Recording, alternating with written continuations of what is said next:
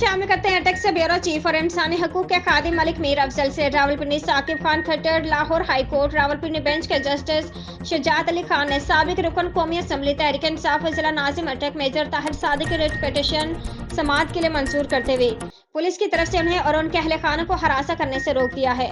IG Punjab RP Rawalpindi और DP अटक से जवाब तलब कर लिया है। मेजर ताहिर सादिक की तरफ से सरदार अब्दुल रज़ाक खान एडवोकेट पेश हुए।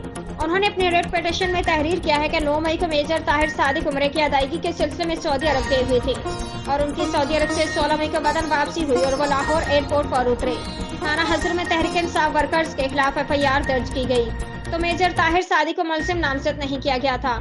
जुलाई अगस्त में जब अटक और लाहौर में मेजर ताहिर सादिक के घरों में गैर कानूनी रेड किए गए तो उनकी दरख्वास्त पर पुलिस के खिलाफ एडिशनल सेशन जज अटक ने मुकदमा दर्ज करने का हुक्म दिया था। डीपी अटक डॉक्टर सरदार गयास गल खान ने मुतल्लिका एहलकारों के खिलाफ मुकदमा दर्ज करने के बजाय इंतकामी तौर पर मेजर ताहिर सादिक का नाम तत्मा बयान के जरिए 9 मई के मुकदमा में शामिल कर दिया।